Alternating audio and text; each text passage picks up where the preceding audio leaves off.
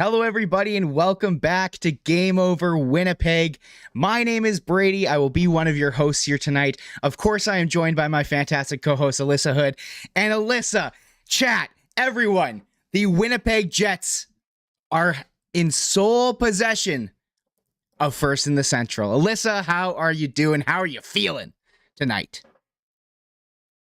This is like the fourth time that I've been like, are we first in the Central? Maybe we are, but like I'm feeling like this is a first in the Central team right now, man. Like this is I'm excited to be a Jets fan. I am fired up to be here, Brady. Hell yeah. I am too. I'm very excited. I did not expect to be this amped up coming into this show. About halfway through the game, I was like, I was gonna say, like after the first period, I was not expecting to be this amped up coming on the show. Holy. But hey, I mean, results are good. The team's looking good. You know what, Alyssa? Let's just start off. Let's dive into the game. We'll start off at the top here. Let's talk just about the matchup against the Detroit Red Wings. How were you feeling coming to this game? I mean, it's hard. Brady and I, we always want discourse, but we never get it as much as we want to. And I'm hoping maybe some people in the chat can push back on me a little bit. Well, maybe not after the last 3 hours that we just witnessed. But I think that the Detroit Red Wings are frauds, and I don't think that they're a good hockey team. So I was not expecting, like, to me, this week, this was middle of the pack of the three original 6 matchups that the Jets have this year or this week. And I think that's probably not really up for discussion. Everyone knows the Bruins and the Habs are what they are. But I don't think the Detroit Red Wings are that good. So definitely going into this, I was expecting Patrick Kane to probably pot one. I feel like it was only a matter of time before he started getting on the score sheet a little bit, whatever. My noted boy crush Joe Veleno was coming to town, so I was gonna shout out my guy.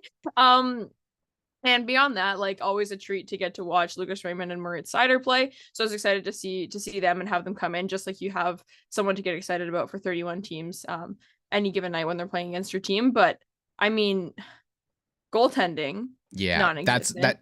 Well, I mean, I don't know about you. I personally, as a man with trauma from last year, I know you didn't have to do the set of games because I remember doing them last year. But the 47 save game that James Reimer had against the Jets last year killed a small part of my soul. And I was very worried coming into this game. Not very worried, but definitely on alert, considering he has kind of been a little bit of the Jets' kryptonite. Classic, you know, guy from here, plays well against his hometown team.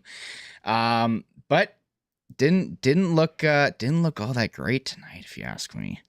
Yeah, no, and I see we have Austin in the chat who's saying disappointing as a Wings fan. I just threw my phone on the ground because I'm so excited that Austin and friends are here. If you're Austin or if you are a Wings fan, watch this. I am sorry for your loss tonight. But I am so glad that you're here and joining us to talk a little bit about this game. And hopefully we can give you a little bit of more specifically the Jets perspective on this sort of side of the game. So to start things off, I kind of want to talk about a little bit about the line that opened up the scoring for the Jets. That's also been a talking point in a good way for the last little bit. Brady, thoughts on the fourth line tonight? Dude, this line, I feel like fourth lines often go so underappreciated, but at the same time almost overappreciated because it's kind of like the whole backup goalie thing, the backup quarterback thing, where everyone will get frustrated with the main important pieces of your team, and either will find solace or will get really frustrated with the guys bottom of the lineup. But tonight, like, these guys made a difference. Obviously the scoring starts off with the Pionk goal, which we initially thought was Barron's goal.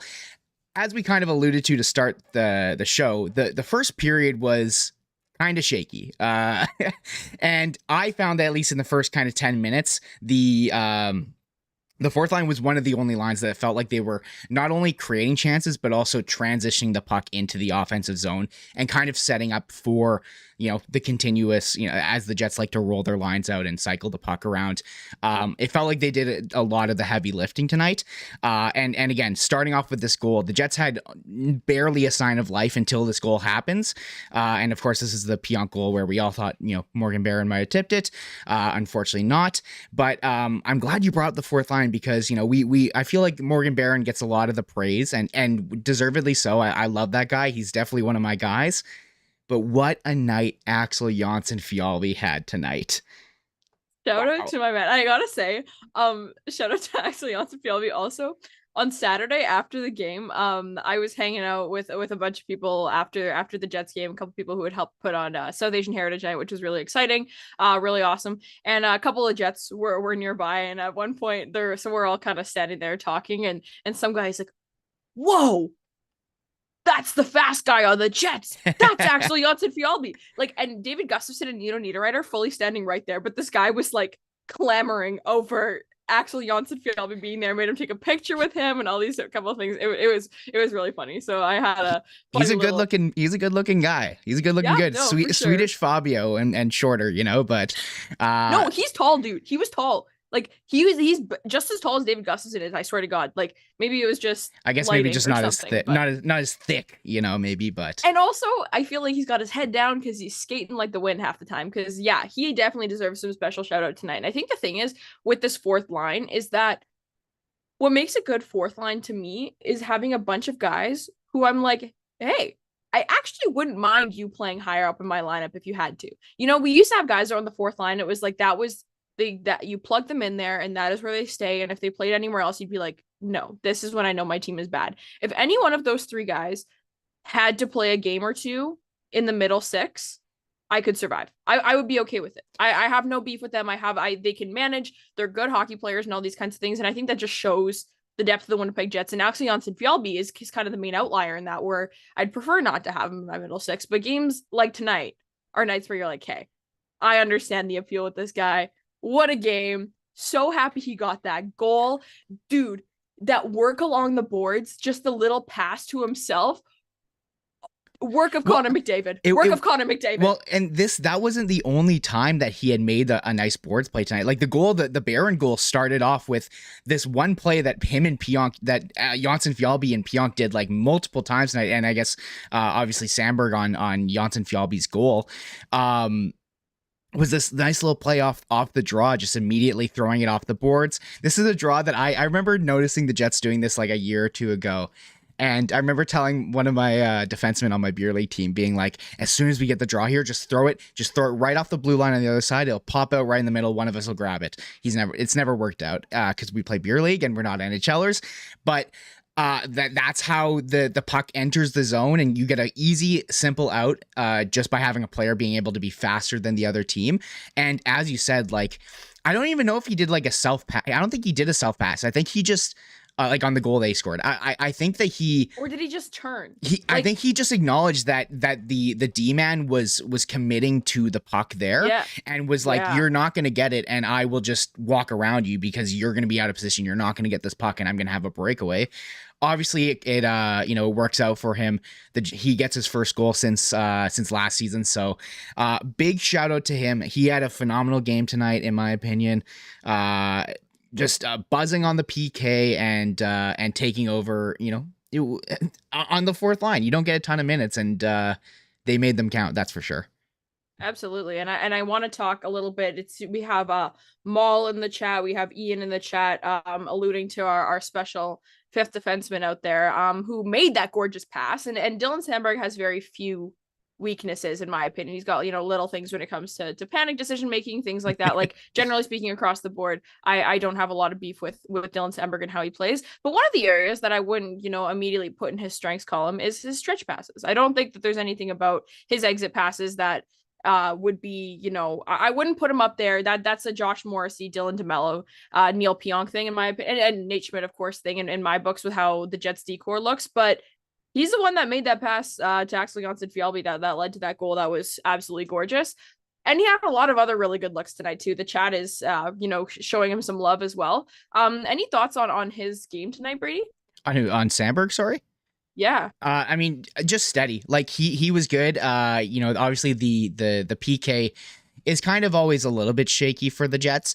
I thought that he was an important piece of that tonight. And again, like getting the assist on the Jonsson-Fjällby goal was big. But I think for a depth defenseman, the most important thing is that you don't really notice them a ton. which is, at least here in Winnipeg is not something we've always been able to do, considering we love to talk about our sixth defenseman, and seventh and eighth and whoever. So I Shout out Lucas Pisa. Haven't thought about him in a couple days. Miss you, King. I saw someone, one of my buddies sent this was the decor in 2020, and boy, oh boy, that is scary. I am so glad we are miles away from that. And that was also when Josh Morrissey was also not good. So, and he was playing first pairing every single night with Nathan Beaulieu or Nathan Beaulieu. Yeah. Oh Anyways, my God. But we're not talking about that. We're talking about the good times, which are now. And I want to talk about who's really been helping keep the good times rolling for me. And that's the top line, man. That top line, people are talking about them in the chat because obviously, how could you not? But they're saying, they're smiling during the goals. Lardo's now got how many goals? Like he's rocking like a point per game. I love that nickname. It's a great nickname. It's a great nickname. I understand how they got there, but come on, guys. It's hilarious. It's such a hockey nickname, but like in a terrible, almost kind of way. But Gabriel Velarde, if I may, the government name, to make you feel better if you don't like Lardo. Dude, the vibes are immaculate. Let me hit the Macarena real quick. Like I am just so electric every time that guy's on the ice. First period, I don't know, but that line, what? They all got goals tonight, hey? All three. Yeah, bang, they bang, did. Bang. They did. Yeah, and I think that Mark Scheifele goal. I got to cut in here. Oh, okay. I was already gloating to you. I don't know. I came into this game. I know that the Red Wings have been a little, a little fraudulent, especially as of late. I just saw some nice odds on 2-point games. I just decided to throw it on each of the players on that top line, as well as Scheifele getting 3 shots. And boy, oh boy, I don't think Scheifele ended up getting 2 points, but regardless, we came out on top for both of those. Good night for me. I'm happy. Anyway, sorry, I didn't mean to cut you off. My apologies. No, I was a little behind on the stream and Brady texted me. He's like, yes. And I was like, oh, good. The Jets score. He's like, I just cashed in my bet. And I was like, oh, of course you did. No, but that Mark Scheifele goal to finish it up there was just, perfect summary of that goal. Perfect work by Gabe Velarde to recover that puck on the boards. Ehlers with the easy one touch right over. Could have tried to shoot it because that worked earlier that night, right? Like he was in a good spot for it. But Scheifele was wide open. And if there is one thing that I am so sure of in my life, it's that in that spot, that goal is going in when Mark Scheifele is shooting that puck. So that little tic-tac-toe, perfect by Gabe Velarde to get that puck out there. Really good read by Ehlers, and not to jump from goal to goal. I'm sorry. I need you. You didn't even mention the fact that he kicked the puck out. That he was standing on Ehlers, standing on top of the puck, has 2 guys on top of him. He puts his toe on the puck, sees Gabe Velarde out just providing support to him, and he just perfectly just does a nice little pass, little through ball right to Gabe Velarde's stick. And keep talking about this because I'm going to watch it again because now I'm confused. And of course, Mark Scheifele sitting alone in front, and like this goal, it's that line to a T, not only because of the way that it was finished in like a nice tic-tac-toe play, but also the way that this goal doesn't just happen as, the Jets enter the zone. They're just hanging out, doing their thing, Oh, there you go. There's the reaction. You can see it on Alyssa's face.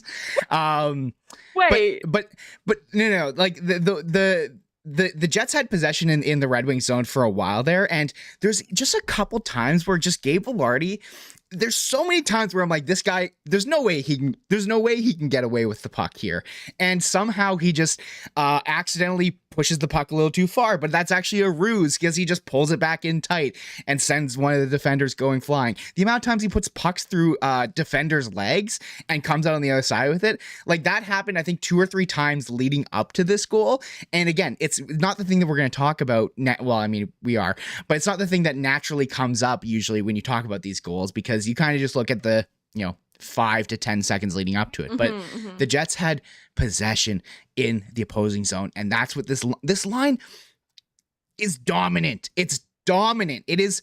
I'm so excited to see what they will do against the Bruins. Yeah. Because like, I don't know. I'm just saying this line has like one of the best lines in the NHL, if not the best, at least right now. Wow. I mean, no, Okay. I don't care. I'm willing to see you can say I'm not attaching myself to this, but right now, like, this is the first game where this line has not had between 60 to 80% expected goals for. I know it's a small sample size.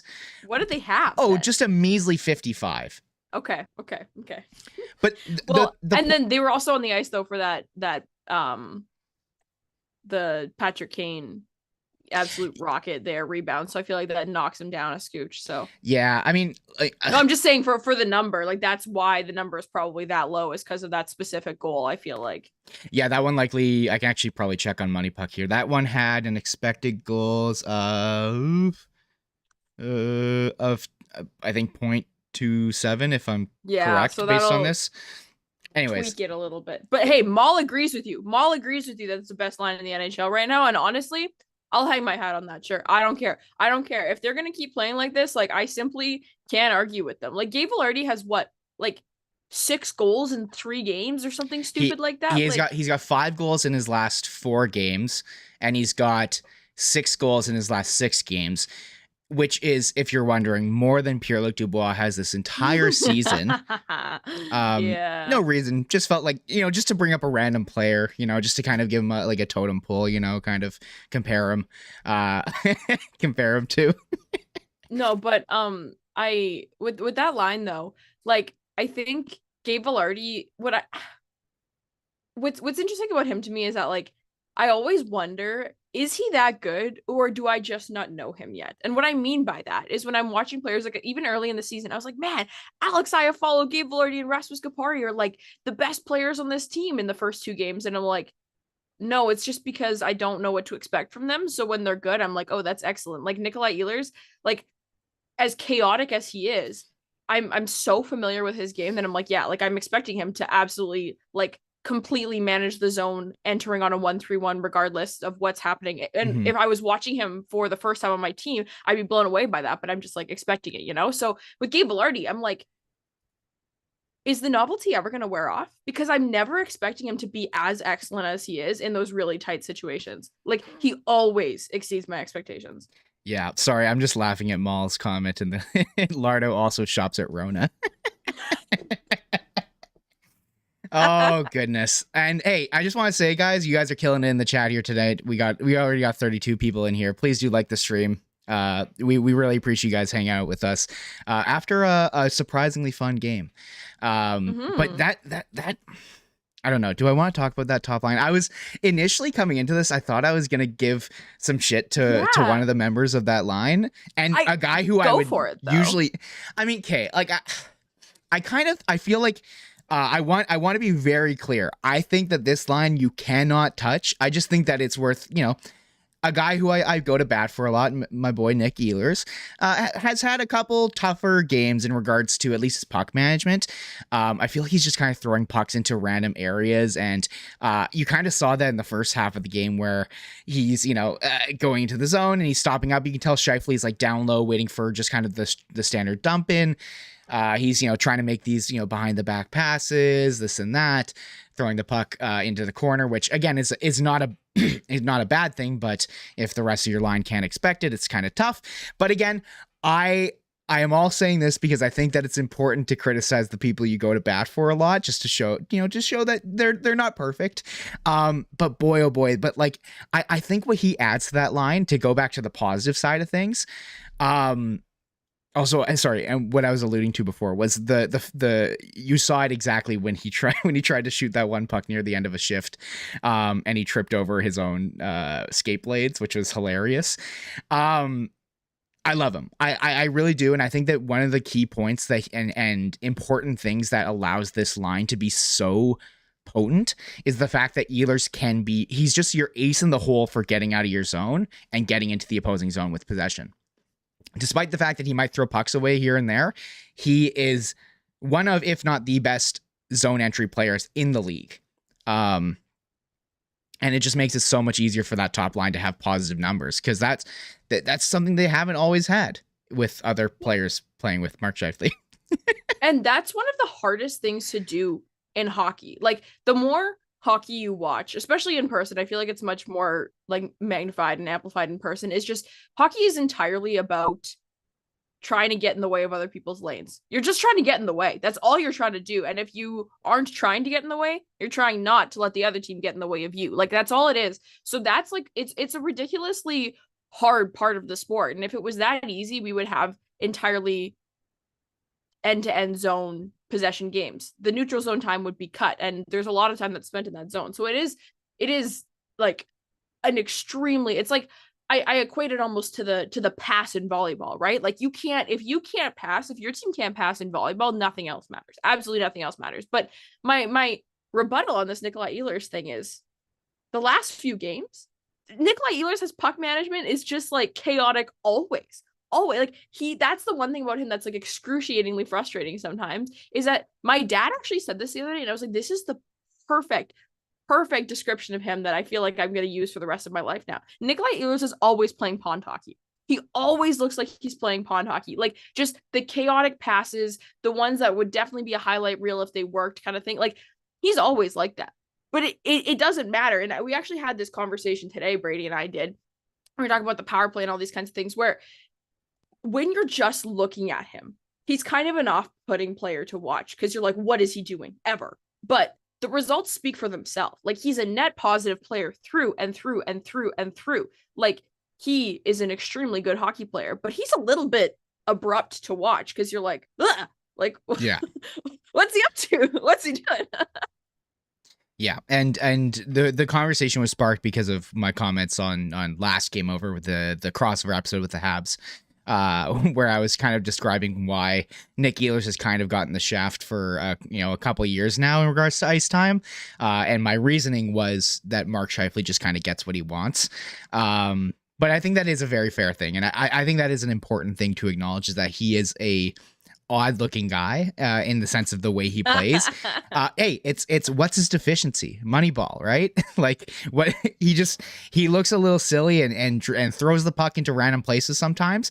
But boy, oh boy, does he get shots on and enter zones and all the important things that the Jets need on that top line. But yeah, anyways, I mean, hey, that top line is absolutely rolling. Again, I'm excited to see what they can do against some more difficult competition, because I think that the Red Wings tonight were pretty easy in regards to allowing zone entries and allowing passes through the middle. It felt like they were puck watching a lot. On the one, which goal was it? The Velarde goal where he's just backdoor and Cole Perfetti hits him while every single. I was actually going to start talking about that right away. Oh my gosh.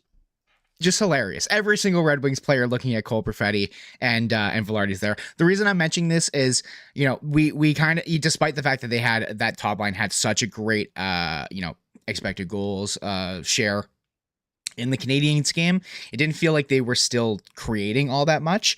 And the Canadiens did really good at shutting down the lanes. So going to a real, test team, a real, what's the word? A litmus test game, we'll call it. I'm really excited to see what they will do against the Bruins, because that's a legit team that, I'm excited to see what the Jets will do to get it. But sorry, I didn't mean to pull you away from that Cole Perfetti goal. If you wanted to talk about that or anything else, but well, that specific, the Cole Perfetti pass for that Velarde goal. I'm just doing a quick little Twitter doom scroll, as I always do. And Dmitry Filipovich, shout out. Probably my favorite Twitter follow in the world, because like 30% of the time his tweets are like quite intelligent, and you know how smart he is, and he's showing some really good stuff. But the other 70%, he's just showcasing the meme that is the NHL. Awful scoreboards, awful plays, hilarious. Favorite Twitter follow in the world. Gabe Velarde, since the Jets put him on the top line with Nikolaj Ehlers and Mark Scheifele, 5 games, 5 goals, 5 assists, all primary, 26 shot attempts, 10 high danger chances. And with them on the ice at 5-on-5, the Jets are up 9-2, and shots on goal are 48-22. So, as we say in the Twitter universe, sorry, that's good, right? I think that's good. I'd say that's good. Sorry, one moment. That's good. I sorry, that was a bad The bit. call is in. The call is in. Yeah, yeah, they're good. That's a good line. That's a good hockey line. It's a good line. And that little shift change that had Perfetti come out and just make that pass. That pass was so nifty, dude. I'm obsessed. I'm obsessed. And I think we need to talk about it just a scooch. Just a scooch. We didn't get to see it tonight, so I'm not allowed to be mad. I'm not allowed to be mad. But Cole Perfetti, who makes that pass, who makes a pass like that pretty much every shift of pretty much every game, has been demoted from the Winnipeg Jets power play. Brady, how do you feel about that? Because I don't really want to talk about it. Okay, so here's the thing. Here is the thing. We all know as Jets fans the power play has not been the best. That it could be, considering the types of players that are on it. And Rick Bowness addressed that last game and was, very upfront with the media, saying, hey, this is something we have to fix. We have to fix this. The power play, the words he said, which is exactly what I wanted to hear, is too stagnant. There's not enough movement. I'm paraphrasing. I don't know exactly. I don't have the quote in front of me. Word for word. But basically, I'm paraphrasing. But basically, he said essentially, we're not moving the puck and we are not moving our feet on the power play, which is something we have bitched and moaned about here on Game Over Winnipeg a lot. And that is the key reason, in my opinion, why this power play has not created anything. So, what's the big change we're gonna get here, guys? What's the big change? It is just taking Cole Perfetti off of the power play and putting on Alex Iafallo, who, let me check my watch and, go in a time machine and go back to the start of the season, was also on the first power play where these issues started. So, in my opinion, the quarterback guy, the guy who everything runs through on the power play, usually try to make it to be Mark Scheifele. And realistically, he just can't be the guy on the half wall. He just can't be it. I think that Cole Perfetti deserves to be on that top power play. He has one thing. I know that we all talk about how Mark Scheifele has turned a new leaf in regards to his playmaking ability, but Cole Perfetti's your passer. Cole Perfetti's your Blake Wheeler. He's new age Blake Wheeler. In regards 100%. To his output, what he can do with the puck, the type of magician passes where you're like, how did that get through? That's your guy. And he is the guy that the Jets need to be running their power play through. Reasons why they might be worried, might not want to do it is because, at least recently, there's been Cole Perfetti's been kind of a little bit pushed around, but that's not something that happens on the power play. Not unless you want to leave every other player on the Jets open, and Cole Perfetti's a guy who can deal with the pressure and move the puck. So what I think just needs to happen is Mark Scheifele needs to go into the middle of the ice. He needs to be the bumper. That is his spot. He is one of the best players on this Jets team at shooting with limited space. Gabe Vilardi, very obviously, is your net front guy. If you look at all of his goals last year, I'm pretty sure almost every single one of his goals this year, it's all within like 3 feet of the net, 5 feet of the net, 6 feet of the net. That's his bread and butter. That's his spot. Okay, so we've got two guys. Nick Ehlers is on our top power play unit. That's great. We've been fighting for that for a while. We need to use his speed. He is your guy for your movement. If the puck gets over to that left side of the ice where he's on his forehand, that's where he needs to be, because he can skate up and down the left side of the ice and walk in and either shoot the puck, he's a shooting threat, put it into the middle where Gabe Vilardi or Mark Scheifele are able to one-time it or tap it in, or go back door, whatever opportunity presents itself. Or a chaotic combination of all of them, right? Because that's the other beauty of it. Exactly. And I personally would love to see them go 5 forwards, but that would never happen. I don't think that will ever happen with the coaching staff that we have currently, but it just feels mind-boggling that the problems start here and they're addressing them over here, if that makes any sense.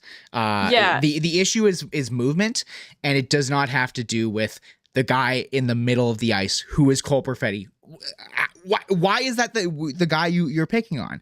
And I know we're getting away from the game, but I was hoping we'd see some power plays tonight, which I know I wanted to talk about it, but you'll get to on Friday, I'm sure. the refs will see that there were no calls in favor Well, of the Jets tonight, so they'll make sure they give us some on Friday. Here's the thing, though. Well, no, if the Jets go to get a lead, they won't get a power play. That's the rules. If you are winning the game, you're not allowed to get power plays. It doesn't matter if Nikolaj Ehlers gets completely interfered with by Ben Sherratt, which includes like kind of a headshot, kind of a cross check.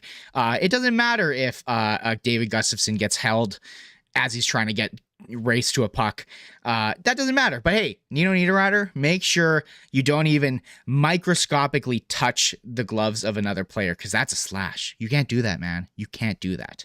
And Joe Veleno too, in this economy, for real, dog. Yeah, no. Whatever, man.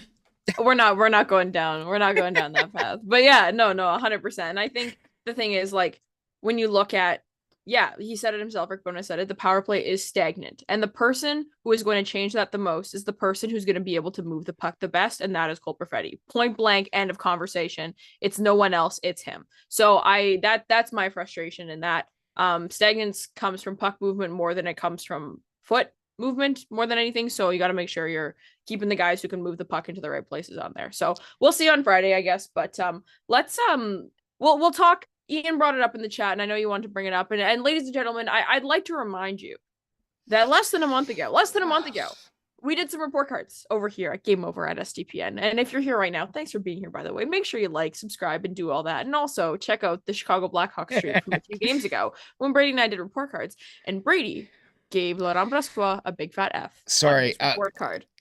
Sorry, you're cutting out. No, I'm kidding.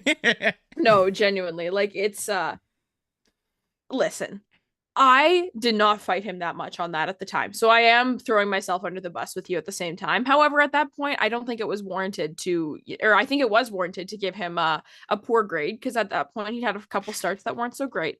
But then we had that Carolina game, and then we had the Kings game. Did he play the Kings game in that back-to-back with San Jose? No. He played the San Jose game. Oh, loser. I think, right? No. Wait. I think he played the Kings game. I think he played the Kings game. Someone in the chat fact check us, please, and thank you very much. Anyways, and he played the Colorado game. He played that Colorado game. Listen. And he played tonight. I gave him an F, and as you said, it was not fought back on. He had not done what he needed to do up until that point of the season. He was looking like a liability. He was looking like a guy you couldn't even go to. But I am more than happy to admit that I was wrong, because wow, LB tonight was an animal, and he has been an animal for the past 2 games he's played, which only happen every other week. Boy, oh boy. I'm very happy to say that he is our backup goaltender, because he was scaring me for a while. But tonight, like, oh my God, the amount of beautiful saves that he made, even just like the one, my personal save of the game for him. It's got to be a toss up. I can't even decide on one.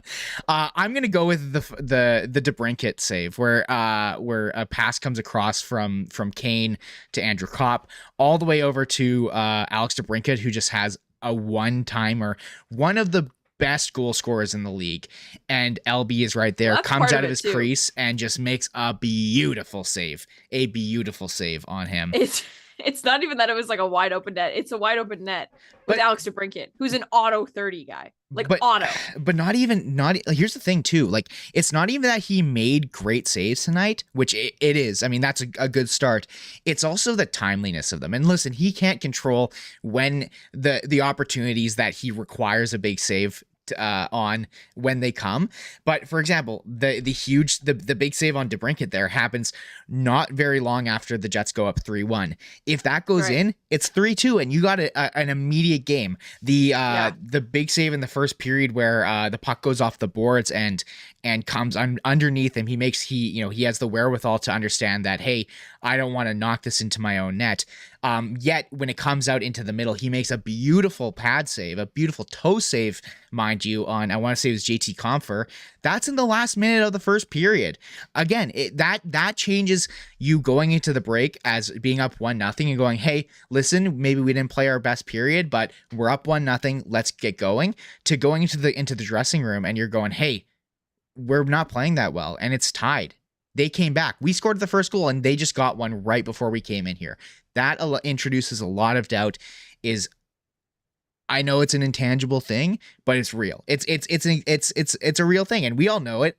Jets fans know that vibes exist. So not only did he make big saves, it was the perfect timing. He was great tonight. It could have been a completely different game without him in that tonight. 100%. So shout out our boy. He does exactly what we wanted him to do, which is make sure that games are still very much winnable and won when your goalie gets a night off. So shout out LB. Thanks for the memes, dude. I'm sure we'll have more work for you coming up in the next year. So let's jump into some questions just to wrap up this show here. It's been a really fun one. It's nice to see everybody in the chat here. We're having a great time. We have Kishore, we have Waiters, we have Jeff, we have Lucas, we have Mal, we have all these people in the chat. Thank you so much for being here, guys. We really appreciate you. And if you're listening back later, we appreciate it as well. I've seen a couple of really interesting questions come in the last little bit. So I'm going to jump to a couple of these. And I'm going to jump to the first one that I want to talk about. That's from Julian. Because it's about Ville. For those of you who aren't aware, I'm wearing yellow in support of the non-contact jersey. Ville Heinola that's what it is practicing. No, I just happen to be wearing yellow. I just noticed because today he looked like, I can't remember who it was that tweeted, he looked like Ronald McDonald, and it was really funny. Ville Heinola is back practicing with the Winnipeg Jets. The return is in sight. Return of the King, if I may. Lord of the Rings, third movie, because it's coming, guys. He will be back soon. And Julian is wondering if the Jets are going to go Dylan and Pionk, and then Samberg and Ville as the pairings, or if they're going to switch to Samberg Pionk, and then Dylan and Heinola, which I think is a really interesting question because that's what they were running at camp. That's what they were running last year, and they had really good results specifically with Heinola and Dylan whenever they were practicing together and playing together at NHL, at camp, and in practice. And I know there's been some effort to try the Pionk and Samberg thing a little bit, but first things first, I think they slot him in at number 6 with sheltered minutes regardless, just to get him, acclimatized and all these kinds of things, which naturally means I think he goes in with Samberg.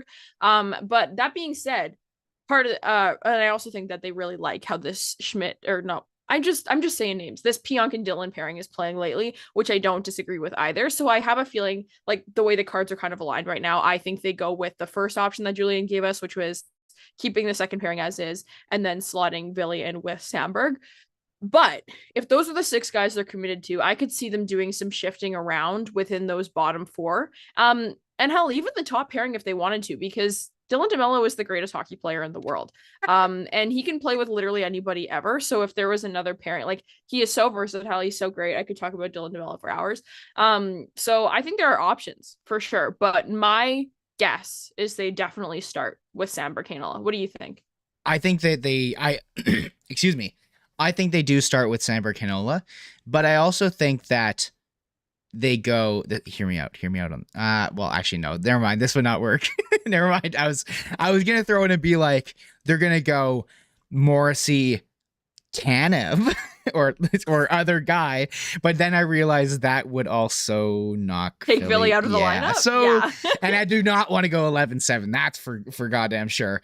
But yeah, I would agree with you. I think Nat, like, the Samberg and Ville have played together both with the Moose as well as in limited times with the Jets. Otherwise, I would say, yeah, I think that they would naturally go back to, it makes sense to go back to that kind of pairings that they had in training camp. But I mean, I wouldn't touch Dylan and Pionk right now. I'm very surprised to be saying how much I like that pair right now. They have been straight up phenomenal recently. Hey, I'm not touching it. I'm not touching it until anything is showing reasons to change it, right? Yeah, 100%. I want to jump to Kishore's question also because I think it's really interesting. Next 10 games. Okay, so we're gonna do some mental math here. We got Boston coming up, 2 Chicagos, 2 Minnesotas, so that means 2 Brock Fabers, 1 Anaheim, and Arizona, San Jose, Tampa, and Columbus. What do you think the record is over that? San Jose. 1 second. San Jose, Tampa, Columbus. And that's 10 games. I'm gonna say 7 and wait, sorry. I'm so sorry. Was that 10 games? How many was it? Yeah, it's 10 games. I think the Jets go 7 and 7 and 3. And 3. No, well, we won't put OT stuff in there because that happens. Oh, but yeah, no, we got a lot of 10 and O's in the chat. I'd love for that to happen, but I'm just trying to be realistic. The way I went with it was we beat Boston, we beat Chicago both times, we lose to Minnesota, we beat Minnesota. What was the next ones? Those were the first 5 that I can remember. Anaheim we beat. Yeah, and Ryan Strome doesn't see the light of day. Yeah. He's gonna see the light of day, and then he's gonna see the darkness of a fist. That's for sure. Yeah. Okay, Arizona. Arizona, we lose for some reason. Yeah, I was gonna say Carl Vejmelka is gonna have a 60 save game, and Jets are gonna lose 1-0. San Jose. Win. We win this time for sure. Yeah. Tampa. Win. Columbus. Lose. Absolutely. to Adam Fantilli in the fourth line. The Jets have shown up when they've played against good teams. It seems to be the difficult or like the so-so teams where either you get a game like tonight where the Red Wings just are terrible defensively and the Jets laugh and beat them up, or they play a game like how the Habs played, where like they are significantly the worst, the less good team of the two, but all they have to do is frustrate the Jets by being stingy and allowing not a lot against. And playing a trap, because that's the other exactly. thing. If they play a 1-3-1 or a 1-1-3, like the Jets struggled mightily, and I feel like that's a rainy day conversation to kind of have, because the other team may not be scoring on the Jets very well. They're not great in transition, but we're sure not making anything happen either on this end. So it's definitely difficult. Yeah, no, absolutely. So I think that kind of wraps up what we mostly wanted to talk about today. Brady and I are going to be back doing a fun little New Year's Eve wrap-up show to finish up the year. That'll be the next time we're back together. But we have a couple games between now and then. Brady's going to be with you on Friday talking about the Boston Bruins game, and then we're going to have a little break over Christmas. So if you're celebrating that, we wish you a very Merry Christmas on that. A couple games, and then we'll have some really fun stuff coming up in the new year. Brady, any last words for the people before we head out for the night? Any last words? Sorry. Hey, we got a bunch of people in here tonight. Thank you all for tuning in here. We really do appreciate it. This was a fun show. Despite again thinking that this was going to be a mad one considering the game that we had. We got a lot of people in here. Make sure you do throw a like on the stream. Make sure you guys subscribe to SDPN. We are getting so much closer to the 100K. Once we get there, we're partnered by YouTube. Allows us to do a lot more things. So please do join the SDPN crew. Other than that, make sure you guys follow us on Twitter. Follow myself at NHL Chunky. Follow Lyss at Lyss Houde. They'll both be in the description here. Follow at SDPN Sports. And you know what, guys? Have yourselves a wonderful evening. Thank you for tuning in with us. Peace.